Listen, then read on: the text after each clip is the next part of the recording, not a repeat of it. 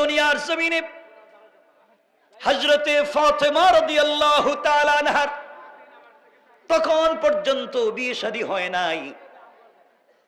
দুনিয়ার জমিনে চলার পথে সামাজিকভাবে এলাকার হিসাবে প্রতিবেশী এক ইহুদির মেয়ের সঙ্গে হযরতে ফাতেমার সম্পর্ক হয়ে গেল।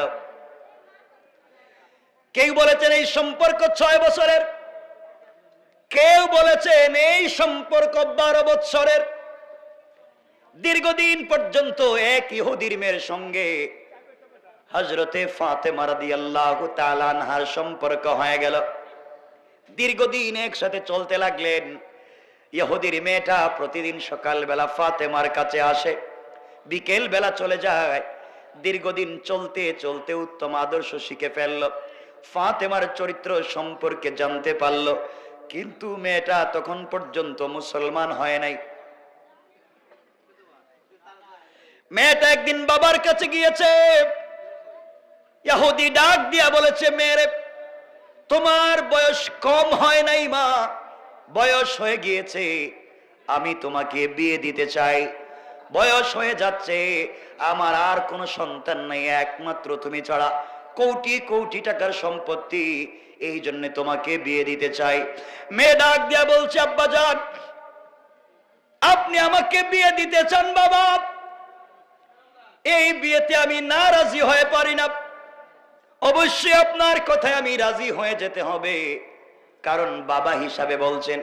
কিন্তু আব্বাজান আজকে রাত্রি পর্যন্ত আমাকে সময় দেন, আগামী কালকে দুপুরের পরে আপনার কাছে ফাইনাল সিদ্ধান্ত জানাইয়া দেব। মেয়েটা বাবার কাছ থেকে বিদায় নিয়ে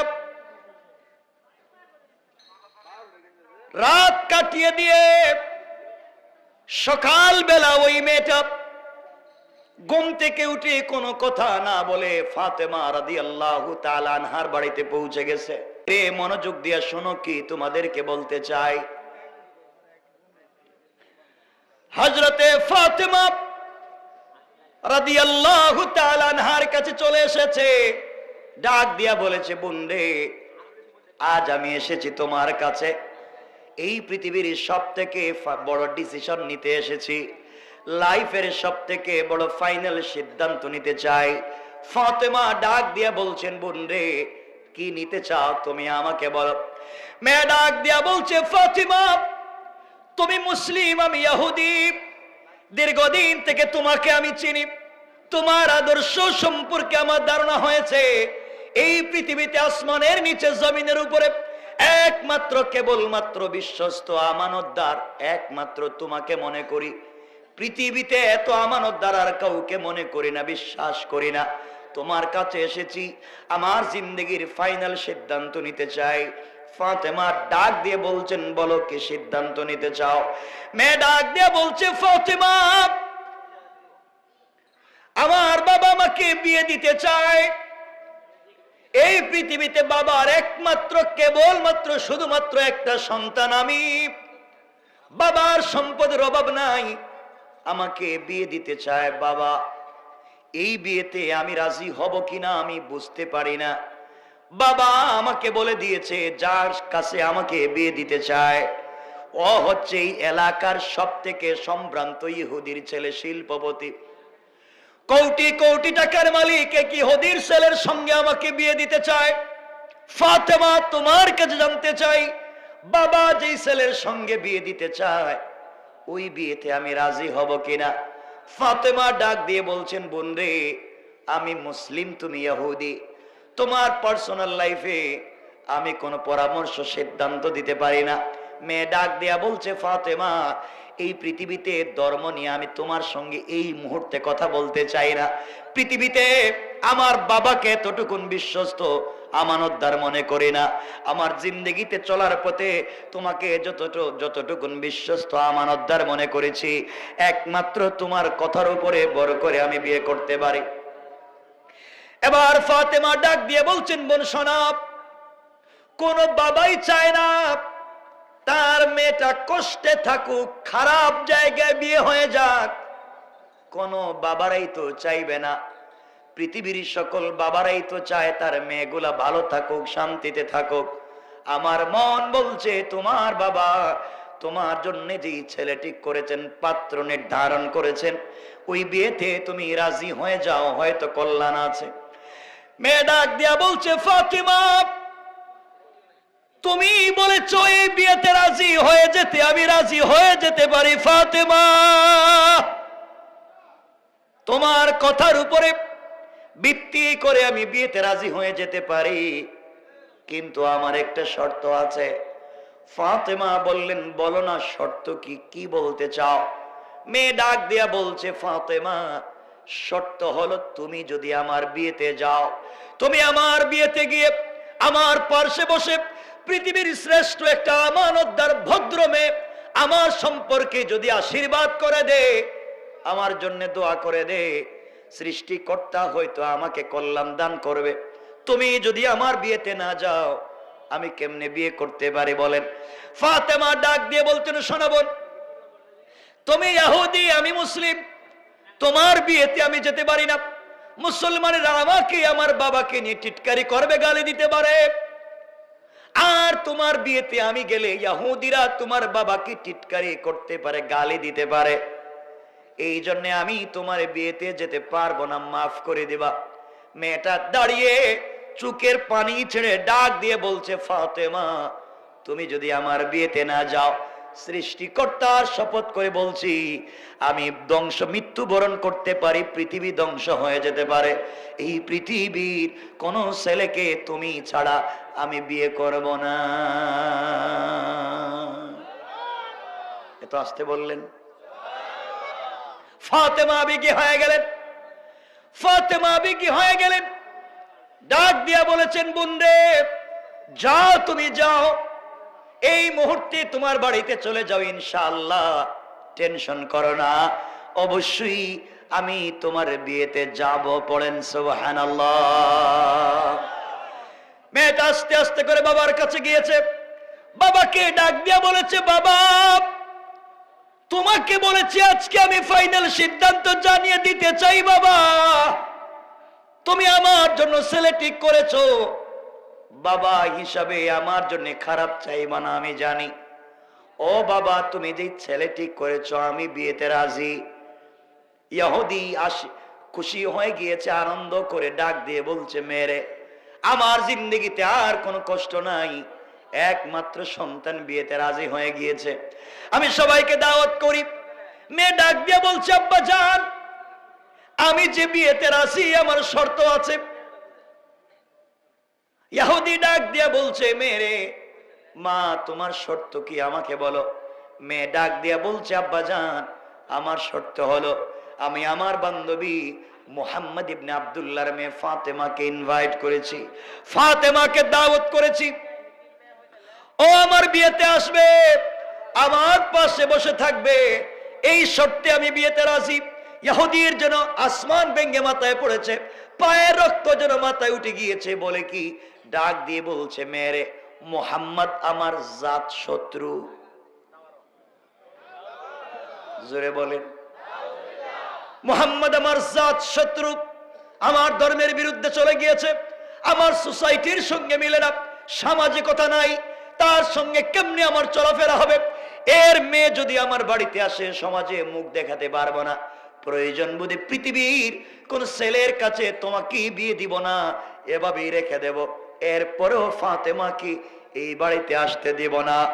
এই সময় মেয়ে ডাক দিয়া বলছে, আব্বা জান জিন্দগিতে আপনার সামনে দাঁড়িয়ে কোনো কথা বলি নাই, এই মুহূর্তে দাঁড়িয়ে আমি আমার জিন্দগির কথা বলতেছি, বাবা ফাতেমাকে যদি আমার বাড়িতে আসতে আপনি বাধা দেন, আমি এই পৃথিবীর কোন ছেলেকে কোনোদিন বিয়ে করব না। সুবহানাল্লাহ পড়েন। আপনাদের কষ্ট হইতেছে, আমি কি রেখে দেব? মেয়েটা বাবার কাছ থেকে সময় নিয়ে ফাতেমার কাছে গিয়ে পরামর্শ করছে, বোন বাবা যে ছেলে ঠিক করেছে আমি বিয়ে করব কিনা। আর বাংলাদেশে সব না, বাবা যদি বলে, মা তোমার জন্য একটা ছেলে ঠিক করেছে, খুব ভদ্র ভালো নামাজি, তুমি কি বিয়েতে রাজি? মেয়ে বলছে, আব্বা আপনি বলেন কি, I am sorry, don't disturb, আমাকে এগুলো বলবেন না, মেচুইড, আমার বয়স হয়েছে, আপনি এখন আমার বিয়ে ঠিক করছেন, আমি তো 5 বছর আগে বল্টুর ছেলের সাথে প্রেম। কথা কন না কেরে? আমি তো কাম সাইরে লইছি 5 বছর আগে, আর তুমি এখন আমার দাওয়াত দিতেছ। আমার বন্ধুগণ, আর ওই মেয়েটা ইহুদির মেয়ে, একটা ভালো মেয়ের পাশে থাকবার কারণে, ফাতেমার মতো চরিত্রবান মেয়েকে তার পাশে পাওয়ার কারণে জিন্দগির পরামর্শ নিতে গিয়েছে ফাতেমার কাছে। সুবহানাল্লাহ কোন সবাই বলেন। ইহুদি চিন্তা করলো, আমার একটা মাত্র মেয়ে, এত এত টাকার মালিক আমি, আর মেয়েরে যদি বিয়ে দিতে না পারি তো পাবলিকে মুখ দেখাবো কেমনে? কিন্তু মেয়ে তো বেঁকে বসছে, ফাতেমা ছাড়া বিয়ে করবে না। ইহুদি কিন্তু চালাক, কি চালাক, সে এখন রাজনীতি শুরু করছে। সে ডাক দিয়ে বলছে, মা কি বললা তুমি? তোমার বান্ধবী ফাতেমাকে বিয়েতে ইনভাইট করবা, আর আমি বাপ কি না করতে পারি? আমি রাজি, তুমি নিয়ে আসো। মেয়ে বলছে, বাবা খুব ভালো। কয় না, নিয়ে আসো, কিন্তু আমার শর্ত আছে। মেয়ে বলছে, বাবা আপনার শর্ত কি? আমার শর্ত হলো, তোমার বিয়েতে আমি যাদেরকে ইনভাইট করেছি, ইহুদির মেয়ে, খ্রিস্টানের ছেলে মেয়ে, তারা আসবে, কোটি কোটি টাকার মালিক, দামি দামি অর্নামেন্টস জুয়েলারি পরে আসবে। আর মোহাম্মদ 3 বেলা 1 বেলা খাইতে পারে না, থাকবার ঘর নাই, বসবার জায়গা নাই, সে তার মেয়েকে তো ভালো কাপড় দিতে পারবে না। সুতরাং ফাতেমা যদি আমার বাড়িতে আসতে হয়, সামাজিকতা মেইনটেইন করে, সোসাইটি বিল্ড আপ করে আমার বাড়িতে আসতে গেলে অবশ্যই তাকে একটা চমৎকার নতুন পোশাক পরে আসতে হবে। নতুন পোশাক ছাড়া আমার বাড়িতে আসতে পারবে না। ইহুদির চিন্তা হলো, পোশাকও পাবে না, আসতে বলবেন না, আসতেও চিন্তা করছেন, কি কৌশল করছে। ফাতেমা গরিব মানুষ, পোশাকও পাবে না, আসতেও পারবে না, যা। মেয়েটা দৌড়াইয়া ফাতেমার কাছে এসে বলছে, বোন তুমি আমার বিয়েতে যাও, আমার বাপ চায় না, গালাগালি করে, দেখতেই পারে না। বহুত কথার পরে সে রাজি, একটা শর্তে, তুমি যদি একটা নতুন পোশাক পরে আমার বিয়েতে যাও, এছাড়া পুরাতন পোশাক পরে যাইতে পারবা না। ফাতেমা এই কথা শুনে হাউমাউ করে কান্নায় ব্যঙ্গে পড়লেন। বোন তুই কি বলিস? আমি এমন এক বাবার ঘরে জন্ম নিয়েছি, আমার মনে হয় না কোনোদিন বাপ আমার ঘরে 3 বেলার খাবার দিতে পেরেছেন। আমার বাপের পরনেই তো ছেঁড়া কাপড়, আমি কেমনি কাপড় পাবো? আমাদের তো থাকবারই ঠিক মতো ঘর নাই, আমি নতুন পোশাকও পাবো না, তোমার বিয়েতেও যেতে পারবো না, মাফ করে দিও। মেয়েটা দাঁড়িয়ে গিয়েছে, বলছে, ফাতেমা আমি কিন্তু সব জানি, যদিও মুসলিম হইনি, তোমার সম্পর্কে তোমার কাছাকাছি থাকতে থাকতে আমি কম জানি না। ফাতেমা তুমি আমাকে ফিরাইয়া দিও না, আমার মন বলছে তুমি পারবে। ফাতেমা বললেন, বলো কেমনে? আমার বন্ধুগণ, ইহুদির মেয়ে ডাক দিয়ে বলছে, ফাতেমা তুমি আমাকে অনেক দিন বলেছ এই পৃথিবীতে তুমি একজনের সাথে সম্পর্ক করেছো, একজনকে তুমি মন প্রাণ উজাড় করে ভালোবাসো। ও ফাতেমা তুমি বলেছো জিন্দেগিতে তাকে দেখো নাই, না দেখে তাকে পাওয়ার জন্য সারাদিন রোজা রাখো, না খেয়ে থাকো, রাত যখন গভীর হয়ে যায় সেজদায় গিয়ে তার জন্য হাউমাউ করে কান্না করো। তুমি আমাকে বলেছো ফাতেমা তুমি যার সঙ্গে সম্পর্ক করেছো তিনি হচ্ছেন তোমার সৃষ্টিকর্তা আল্লাহ। তুমি বলেছো নামাজে দাঁড়িয়ে যখন তুমি তেলাওয়াত করো তোমার আল্লাহ তোমার প্রত্যেকটা কথার জবাব দেয়। ফাতেমা তুমি আমাকে বলেছো তোমার আল্লাহ তোমার বাবাকে উহুদ পাহাড় পরিমাণ সম্পদ দিতে চাইছে, স্বর্ণ দিতে চাইছে, তোমার বাপ নেন নাই, তোমাদেরকে কোটি কোটি টাকার মালিক বানাইয়া দিতে চাইছে, নেয় নাই। গরিবের জিন্দেগি গ্রহণ করে আখেরাতে সে আল্লাহকে পেতে চাও। ফাতেমা দুনিয়ায় দেখেছি কোন ছেলে যদি কোন মেয়ের সাথে সম্পর্ক করে ওই মেয়েটাও যদি ছেলের কাছে কিছু চেয়ে বসে, না থাকলেও ঋণ করে হলেও এনে দেওয়ার চেষ্টা করে। যার জন্য তুমি পাগল হয়ে সারাদিন রোজা রেখে যাও, সেজদায় পড়ে চিৎকার করে কতদিন দেখেছি ডাক দিয়া বলেছো আল্লাহ সেই আল্লাহ কি পারে না তোমাকে একটা সাধারণ একটা পোশাকের ব্যবস্থা করে দিতে? ও ফাতেমা, যে আল্লাহর এত এত ক্ষমতা, এত এত পাওয়ার, যিনি আসমান জমিন বানাইছেন, তিনি কি তোমাকে সাধারণ একটা কাপড় দিতে পারেন না? এটা তো সম্পর্কের কোনো আলামত হতে পারে না। একতরফা তুমি তাকে ভালোবেসে যাইবা, কিছুই সে দিবে না এমন তো হতে পারে না। আমার মন বলছে ফাতেমা, তুমি যদি মন খুলে তোমার আল্লাহকে বলতে পারো, তোমার আল্লাহ তোমাকে ফিরাইয়া দিবে না, আমার বিয়ের আগে কাপড়ের ব্যবস্থা হয়ে যাবে। আল্লাহর কথা শুনে ফাতেমা সিজদায় পড়ে গেলেন। সিজদায় পড়ে চোখের পানি ছেড়ে ডাক দিয়া বলেছে, আল্লাহ, এই মেয়েটা ইহুদি হওয়ার পরেও তোমাকে চিনতে পারে, তুমি না সব পারো, আল্লাহ আমাকে বেইজ্জত করে দিও না। ফাতেমা মাথা উঠিয়া বলছেন, বোন রে, যা যা, তোর বাড়িতে পৌঁছে যা, ইনশাআল্লাহ আমি তোমার বিয়েতে যাব এবং এই পৃথিবীর সব থেকে দামি কাপড় পরে যাব। আল্লাহু আকবার, জোরে বলেন। মেয়েটা বাবার কাছে গিয়ে বলছে, আব্বাজান, ফাতেমা বিয়েতে আসবে এবং নতুন পোশাক পরে আসবে। ইহুদি টিটকারি করতেছে, কই কি থাকবার জায়গা নেই, খাওয়ার ঘর নাই, হ্যাঁ নাকি নতুন জামা পরবে, নতুন জামা পাবেও না, আসতেও পারবে না। এই সিদ্ধান্ত নিয়ে বসে রয়েছে। আমার বন্ধুগণ এভাবে চলতে আছে। ধরেন আগামীকালকে বিয়ে, কোন দিন, মানে মধ্যখানের ওয়াজ রাখা দিলাম, লম্বা হয়ে যাইতেছে, 12টা তো হয়ে যাইতেছে, থাক না, আরে শুনেন না, লম্বা হয়ে যাইতেছে, বুঝেন না, 12টা হয়ে যাইতেছে, সারা রাত লম্বা হয়ে যেতেছে না। কসল বেটা কি ফেলাস্টিক, কসল বয়। আমার বন্ধুগণ কথা শুনেন, ধরেন আগামীকাল কি বিয়ে, কোন দিন সবাই বলেন না, মাঝখানের ওয়াজ রাখা দিলাম। তা আমি রাখা দিলে আপনারা কি চালাইতে পারবেন? দেখি তো এর পরে কি আছে, কোন একজন, আমি তো জানি কিছু কইতে পারবেন না এরপরে কি আছে। সুতরাং আমি মধ্যখানের ওয়াজ রেখে দিলাম, মানে যেদিনে কথা হইতেছে এই দিন থেকে বিয়ে পর্যন্ত সময় কমপক্ষে 30 দিন। এই 30 দিনে আর বহুত ঘটনা ঘটছে, সব রাখা দিলাম। ডাইরেক্ট বিয়া, আগামীকালকে বিয়া, কোন দিন, আগামীকালকে বিয়ে। মেয়েটা ফাতেমার কাছে এসেছে বিকালে, সন্ধ্যার পরে এসে বলছে, বোন, কালকে না আমার বিয়ে, তুমি কাপড় পাইছো, কাপড়টা কোথায় আমাকে দেখাও। ফাতেমা বলছেন, বোন, তোর যে আগামীকালকে বিয়ে আমি তো ভুলেই গেছি। আপনি ভুলে গেলে আমার কাপড়ের কি হবে, তাহলে আমার বিয়ে কি হবে না?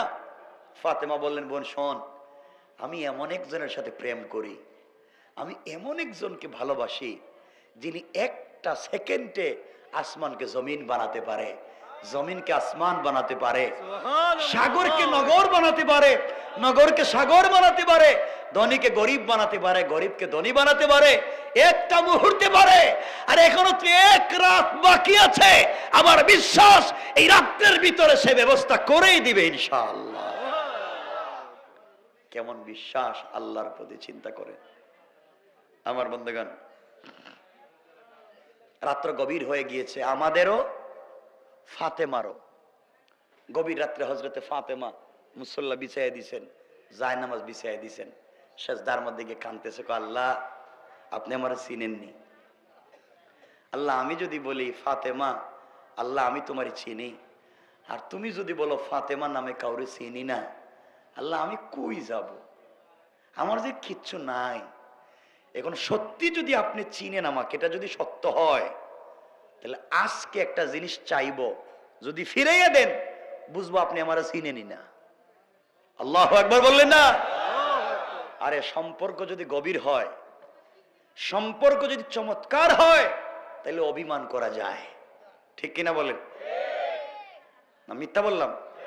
আর সম্পর্ক যদি খারাপ হয়, আপনি অভিমান করলে বিপদে পড়বেন। এখানে একটা ঘটনা আছে, বললে তো অন্য লাইনে চলে যাইব। আর খুব বলেন কয় কে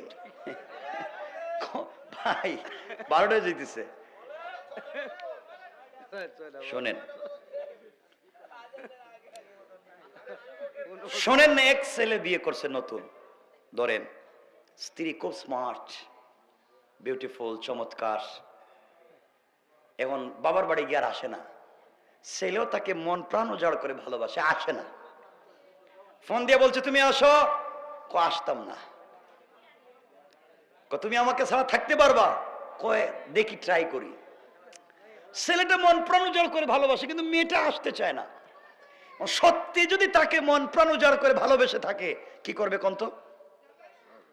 আরে কি করবে? সে প্রাইভেট গাড়ি রিজার্ভ করবে, 10-20 কার্টন মিষ্টি নিবে, আর সব নিয়ে শ্বশুর বাড়ি যাবে, আর বউরে তেল মালিশ কইরা বাসায় নিয়ে আসবে। ঠিক কিনা? মিথ্যা বলছি? ঠিক কিনা? আর আরেক বউ স্বামী এর 2 চোখে দেখতে পারে না, ঠোঁট ধরে, চেহারা ধরেন কালো, বললাম কি, ঠোঁট মোটা, পাও রেল লাইনের মতো ফাড়া ফাড়া, শরীরে গন্ধ, মানে তার কোনোভাবেই স্ত্রীকে পছন্দ না। ওই স্ত্রী বাসায় গিয়া, শ্বশুর বাড়ি গিয়া বলতেছে আর আসতাম না। স্বামী কি কইব কোন তো? বলে আসো, কইব হে স্বামী, এই মহিলা শ্বশুর বাড়ি, নিজের বাপের বাড়ি গিয়া বলে আসতাম না। ছেলে তো এমনি বিয়েতে রাজি ছিল না, এখন বাপের বাড়ি গিয়া আসতাম না। হে দোয়া তো দেখ, আল্লাহ লা ইলাহা ইল্লা আনতা সুবহানাকা ইন্নী কুনতু মিনাজ জালিমিন। আল্লাহ বড় খতমের দোয়া পড়বো, এজন্য আর জিন্দেগিতে নাই। কথা বলেন না কেন? কারণ তার সম্পর্ক ভালো না, সে চায় না, এজন্য কথা বলছে। কথার কথা বললাম, কেউ রাগ করবেন না, আমি এভাবে বলি না আসলে কাউকে কষ্ট দিয়ে। তো যাই হোক, ফাতেমা বলতেছেন সত্যি যদি আপনি আমাকে ভালোবাসেন, আজকে বুঝবো আপনি ভালোবাসেন কিনা। পিছনে শুধু কথা কয়, এটা আমার খারাপ।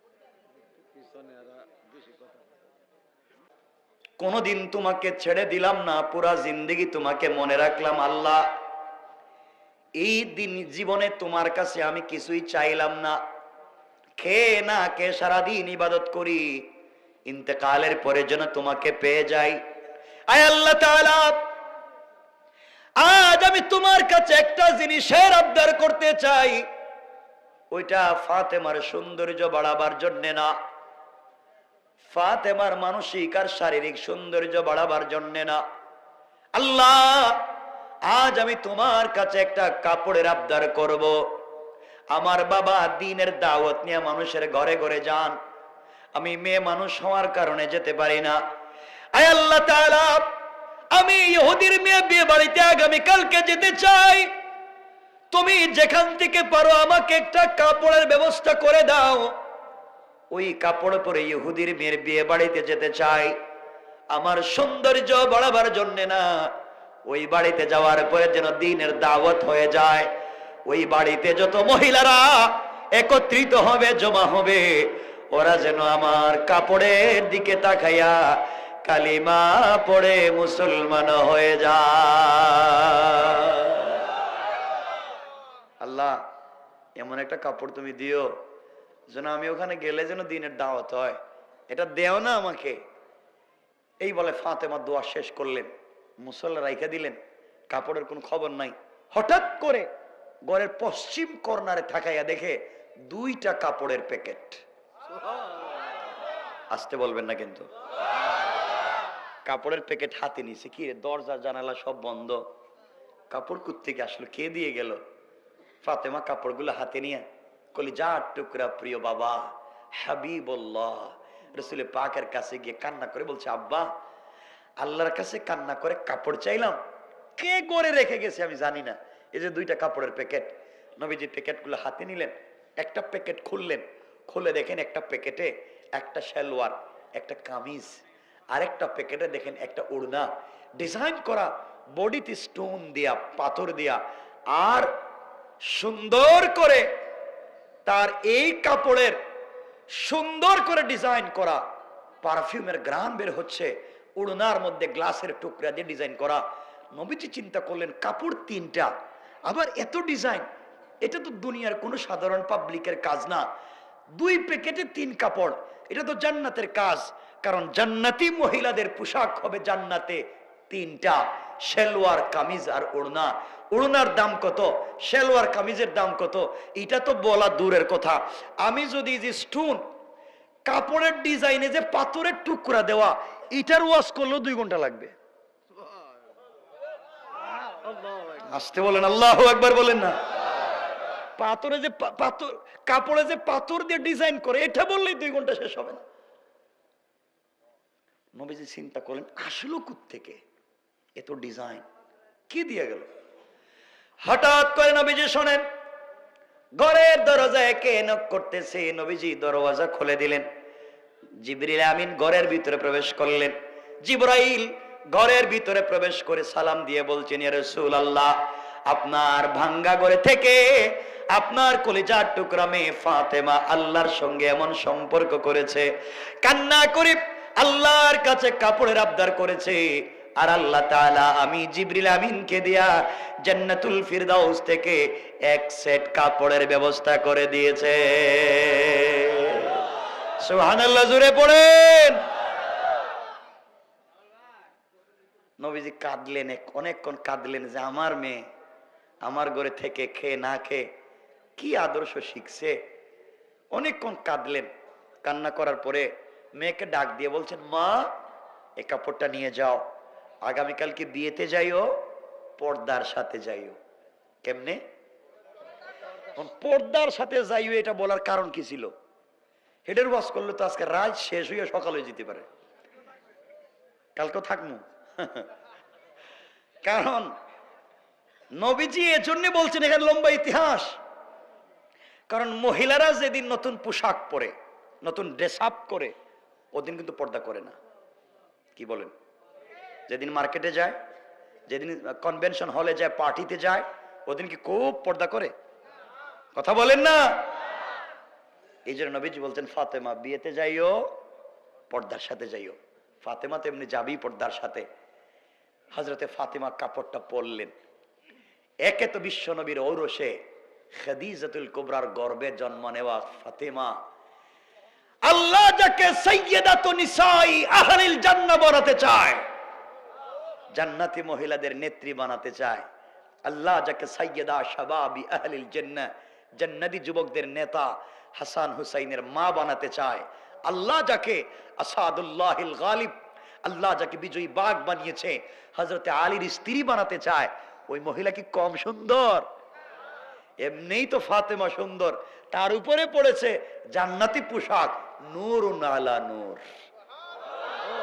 জোরে বলেন না সুবহান। আপনাদের আওয়াজ কমতেছে আর আমি ওয়াজ কমাইয়া দিতেছি।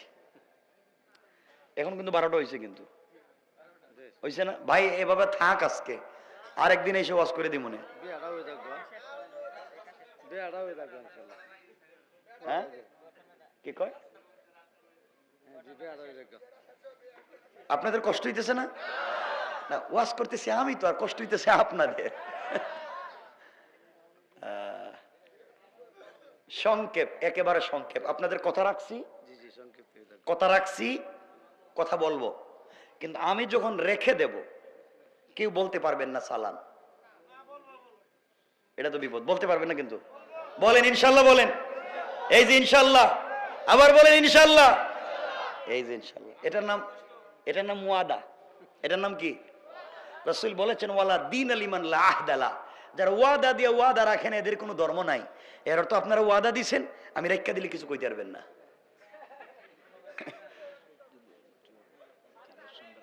বুঝছেন? সালাক শুধু আপনারা না, আমিও কম সালাক না।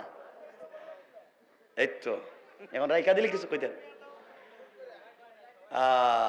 বিয়ে আজকে আর খাওয়াইতাম না, এটা মাথায় রাখেন। আমি আর বিয়াতে আজকে আর খাওয়াইতাম না, আশা করে লাভ নাই, আনা খেয়ে বসে যাওয়া লাগবে। আমার বন্ধুগণ, হযরতে ফাতেমা আস্তে করে ইহুদির মেয়ের বিয়ে বাড়িতে পৌঁছে গেলেন। যেই ঘরের ভিতর ওই মেয়েটাকে অর্নামেন্টস, জুয়েলারি পরাইয়া ডিজাইন করে চমৎকার করে বসিয়ে রাখা হয়েছে, হযরতে ফাতেমা যখন ওই ঘরের ভিতরে ঢুকছেন, পুরাটা বাড়ি জান্নাতুল ফিরদাউসের কাপড়ের গ্রানে মুখরিত হইয়া, আর ফাতেমার কাপড়ের আলোতে পুরা বাড়ি আলোকিত হয়ে গিয়েছে। যেই মহিলারা এই বাড়িতে জমা হয়েছে সব মহিলারা ফাতেমার কাছে আইসা বলে, বোন এত দামি কাপড় কই পাইছো?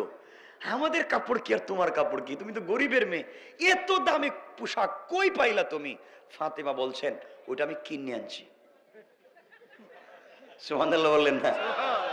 কি করছি? কিনে আনছি। মহিলারা কই এত দামি কাপড়?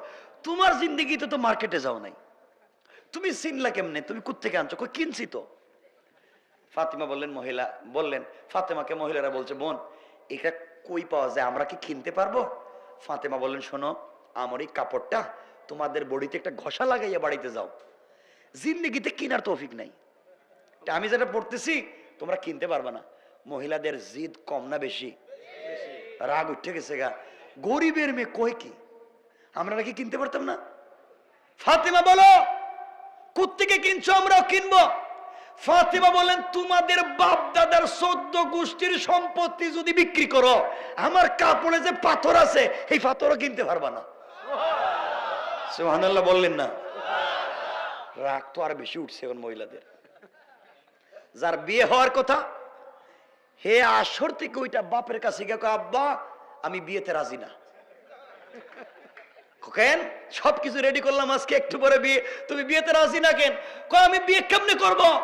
তুমি ফাতেমাকে আসতে বাধা দিছ, ও যে কাপড় পরছে আর আপনি আমার যে কাপড় কিনে দিছেন, আপনার দেওয়া কাপড় দিয়ে তুমি ফাতেমার জুতাও মুছতে পারবো না। আল্লাহু আকবার বলেন না? আমি বিয়ে করব না যতক্ষণ পর্যন্ত ফাতেমার মতো কাপড় না দিবেন। মানে হে কাপড় কই পাইতো? ভেজাল লাগিয়ে গেছে গা। হ্যাঁ, যেই মহিলার এই বাড়িতে জমা হয়েছে সবাই একত্রিত হইয়া বলছে, ফাতেমা তাদের অভিভাবকদেরকে গিয়ে বলছি, আমরাও বিয়েতে রাজি না, যার রান্না বাড়ি হয়েছে সব ফালাই দিতে হইব, মুখেই দিতাম না যতক্ষণ পর্যন্ত কাপড় আইনা না দিবেন। এখন তো সব উল্টা পাল্টা হয়ে গেছে গা। সবাই এসে ফাতেমারে বলে, বোন কাপড়টা কই পাইছো? কোন মার্কেট থেকে কিনছো? ফাতেমা বলেন, আমি যে মার্কেট থেকে কিনছি ওই মার্কেট তোমরা চিনবা না। মহিলারা বলছে, কো কি? আমরা এই দেশের সব মার্কেট চিনি, মার্কেটে কোন কোন দোকানে কি পাওয়া যায় এটাও জানি, কোন মার্কেটের কোন জায়গায় সিপাগল্লি আছে এই সিপাগল্লি জানি, কোন জায়গায় ফুচকা পাওয়া যায়, কোন জায়গায় ছটপটি পাওয়া যায় এটাও জানি। স্বামীর মোবাইল নম্বর না থাকলেও সেভ করা দোকানের ম্যানেজারের নাম্বার আছে। কথা কন না কে রে? মহিলারা এখন তো অনলাইনে তারা কেনাকাটা করে, সব আছে তাদের কাছে। কথা বলেন না কেন? আছে না নাই? এই ওয়াজ করলে তো খারাপ হয়ে যাবেন আপনারা।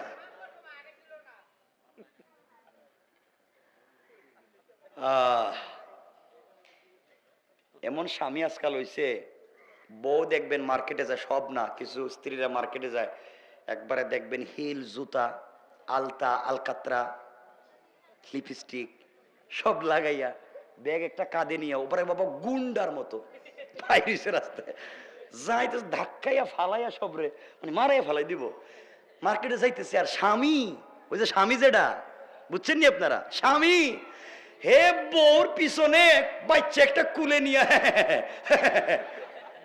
কথা কন না কেরে, এরা নিয়ে হ্যাঁ করতেছে কেরে।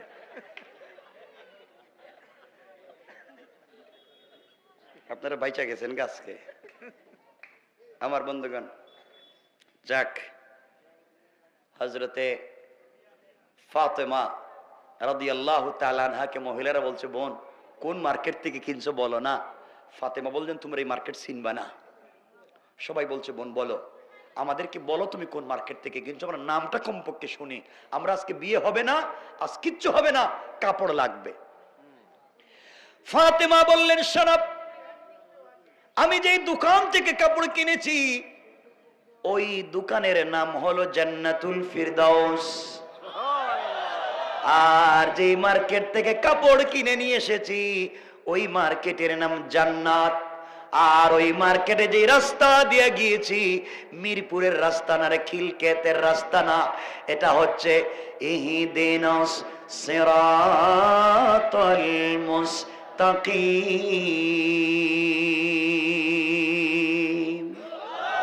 ও মহিলারা, সিরাতে মুস্তাকিম নামক রাস্তা দিয়া চললে সামনে গেলে জান্নাত নামক মার্কেট পাইবা। ওই মার্কেটে গেলে জান্নাতুল ফিরদাউস নামক দোকান পাইবা। ওখানে গেলে পরে আমার চাইতে আরো দামি দামি কাপড় পাইবা। মহিলার আশ্চর্য হয়ে গেছে, বলে কি জান্নাতুল ফিরদাউস দোকানের নাম, জান্নাত মার্কেটের নাম। আমাদের মার্কেটের নাম সলিমুদ্দিনের মার্কেট। আরে ওই জান্নাত না, আমি তো শুনি নাই কোনোদিন। মহিলারা বলছে, ফাতেমা এই নাম তো জীবনে জানলাম না, এটা কই পাওয়া যায়, কোন মার্কেট?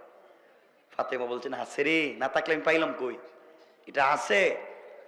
মহিলারা বলছে, ফাতেমা প্রয়োজনে সব ছেড়ে দিম, মা বাপ ছেড়ে দিম, স্বামী ছেড়ে দিম, মার্কেটে যাওয়া লাগবেই। দেখেন না আমাদের দেশে কি ছেলে আছে, কয় দরকার হলে বাপ দাদার সম্পত্তি বিক্রি করুন, দরকার হলে কিডনি বিক্রি করুন, এরপরে একটা আইফোন 15 কিনেই ছেড়ে দিব। কথা বলেন না কেন? লাগবেই তার এটা। মহিলারা বলতেছে লাগবেই। এখন এই জায়গা পর্যন্ত কেমনে নিয়ে যাবেন? মহিলারা বলতেছে, ফাতেমা সত্যি বলো তো, তুমি এই মার্কেট থেকে আনছো? সত্যি আনছি। ফাতেমা বলছেন, এতক্ষণে তো সত্যি সব কই নাই, সত্যি আর বাকি আছে। কত? বলে আসলে আমি কাপড়টা কিনে আনি নাই। বলে কিনো নাইতে পাইছো কই? আমার সাথে একজনের প্রেম। প্রেম সুবহানাল্লাহ বললেন না? আমি একজনের ভালোবাসি, হেও আমারে ভালোবাসে, এই জন্য এটা আমার গিফট করছে, গিফট। বুঝেননি কেমন জেলাস হইতেছে এরা? কার সাথে প্রেম করলো? আমরা প্রেম করলে 2 টাকার বাদামও কিনা দেয় না। আরে রে দেখি এমন দামি কাপড় দিছে, তাইলে তো ওরে দেখা দরকার। মহিলার এখন জমা হইছে, কয় ফাতেমা মার্কেটে যাই কাপড় পাই আর না পাই, এই লোকটারে পাওয়া লাগবো। সুবহানাল্লাহ বললেন না? আপনারা আমারে মারাইবেন আজকে, রাত হয়ে যাইতেছে বেশি।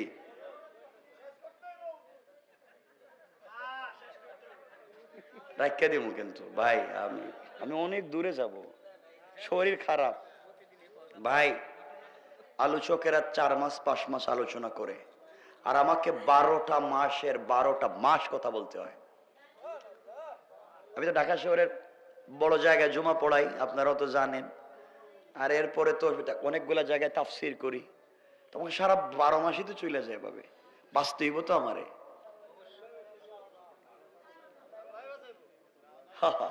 আপনি ওয়াজ করতে করতে মইরে যান, আমাদের আপত্তি নাই, বাঁচাইব তো আল্লাহ, আল্লাহ বাঁচাইব। ওয়াজ করতে করতে মরে এই দেখতেছেন না, আমি তো চিনি, যাওয়ার সময় কিপটামি শুরু করে দিব। আজকে যদি উল্টা পাল্টা করে, আপনাদেরকে সাক্ষী রেখে বলতেছি, কালকে যেখানে ওয়াজে যামু, মাইক লাগাই হে নাম কইয়া, মিরপুরের নাম কয়া দিমু।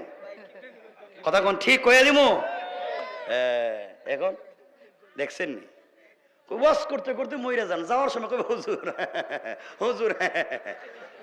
তখন এইটা আমি কার কাছে বলবো? এই কথা যদি আজকে কয়, তাহলে কিন্তু খবর আছে। কি করেন আপনারা? বলেন না ঠিক, বলেন না ঠিক, বলেন। দেখছেন নি বেজাল আছে কিন্তু, বহুত কষ্ট। শুধু আপনাদের ভালোবাসার কথা বলতেছি, এই আমার মনে হয় না এভাবে আমি কথা বলছি কখনো, শুধু ভালোবাসায় বসে কথা বলতেছি। আমার বন্ধুগণ, কথা সংক্ষেপ করবো, কেউ বলবেন না। হযরতে ফাতেমা বলছেন, বোন ওখানে তোমরা যাইতে চাও? সত্যি যাইতে চাই। ওখানে তো যে কেউ যাইতে পারে না। জান্নাতুল ফিরদাউস নামক যে মার্কেট, জান্নাত নামক যে দোকান, এই জান্নাত নামক যে মার্কেট আর জান্নাতুল ফিরদাউস নামক যে দোকান, ওখানে যাওয়ার যে সিরাতে মুস্তাকিমের রাস্তা, যে কেউ রাস্তা দিয়ে চলতে পারে না, সিকিউর রাস্তা, ভিআইপি রাস্তা, চাইলে যে কেউ চলতে পারে না। এটা চলতে গেলে একটা আইডি কার্ড লাগবে, পরিচয় পত্র লাগবে। পরিচয় পত্র ছাড়া এই রাস্তা দিয়ে কেউ কাউকে যাইতে দিবে না। আইডি কার্ড থাকলেই হবে না, পিন নাম্বার আছে, ওই পিন নাম্বারটা মনে রাখতে হবে। যত 000 যা থাকবে, এটা যদি মনে না রাখেন আপনি যাইতে পারবেন না। আপনার কাছে এটিএম কার্ড আছে, বুথে মারলেন, পিন নাম্বার জানেন না, পয়সা পাইবেন? আরো তো উল্টা কার্ড আটকে যাইব। তো আমার বন্ধুগণ, ফাতেমা বলতেছেন এই রাস্তা দিয়ে যাইতে গেলে আইডি কার্ড লাগবে। আইডি কার্ড থাকলেই হবে না, পিন নাম্বারও লাগবে। ফাতেমাকে মহিলারা বলছে, বোন এই আইডি কার্ড ধারণ করতে কি করা লাগবে? ওই আইডি কার্ড নিতে গেলে, এই পিন নাম্বার নিতে গেলে হয়তো তোমাদের এই সোসাইটির সম্পর্ক চলে যাবে, স্বামীর সাথে সম্পর্ক থাকবে না, মা বাপের সাথে সম্পর্ক থাকবে না। তোমরা বলো এটা পারবা? মহিলারা বলছে ফাতেমা সব ছেড়ে দিতে পারি। তুমি এই রাস্তা দিয়ে গিয়ে ওই বেচারার পাইছো, গরিবের মেয়ে আমরাও পাওয়া লাগবে। এবার ফাতেমা বললেন শোনো, সিরাতে মুস্তাকিম নামক রাস্তা দিয়ে চলতে গেলে যেই আইডি কার্ড লাগবে, যেই পরিচয় পত্র লাগবে, ওই পরিচয় পত্রের নাম হলো ইসলাম, আর পিন নাম্বার হলো লা ইলাহা ইল্লাল্লাহ মুহাম্মাদুর রাসূলুল্লাহ।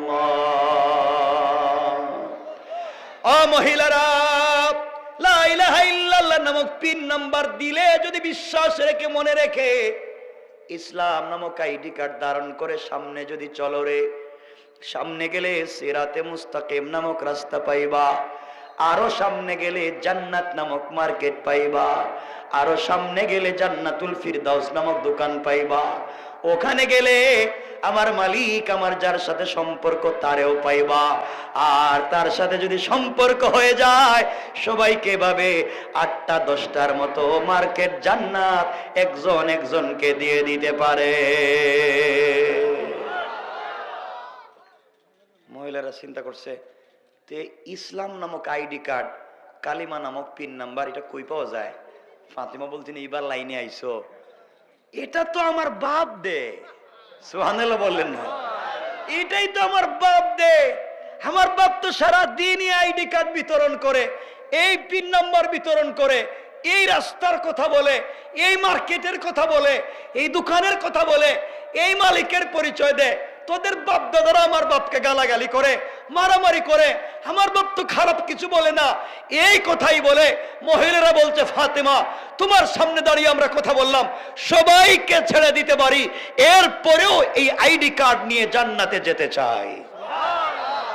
এই কথা বলে সকল মহিলারা দাঁড়িয়ে গিয়েছে। দাঁড়িয়ে দাঁড়িয়ে ফাতেমাকে বলছে হাত লম্বা করে দাও।